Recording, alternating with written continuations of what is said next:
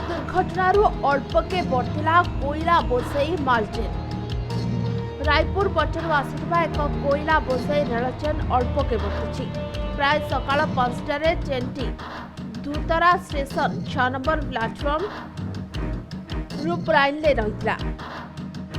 Relief वार्ड सह केतेक रेल कर्मचारी कोईला चेन भगिरू प्रचुर धुआं बाहर खबर रेल ड्राइवर और स्टेशन स्टाफ को खबर देते परे कोईला बोसई चेनटी रेलकुंज प्लाटफर्म को फेराई आनी 112 इमरजेंसी दमकल उपस्थित डीजीआई रेल अधिकारी एनएम साहू सह दूतरा एसएमआर स्टाफ को साहाय्य नियालिबा कार्य कराई शेष निया को संपूर्ण भाव में आयत्त कराइथिला।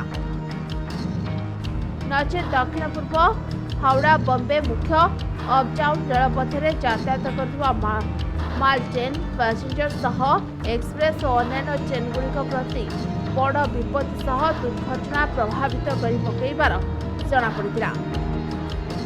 शेष में कोईला बोसई चेनटी सकाळ 8:28 8 नंबर प्लाटफर्म स्वाभाविक अवस्था गंतव्य स्थल को छाड़ी दिया। झारसुगुड़ा दिलेश्वर बाग रिपोर्ट समय।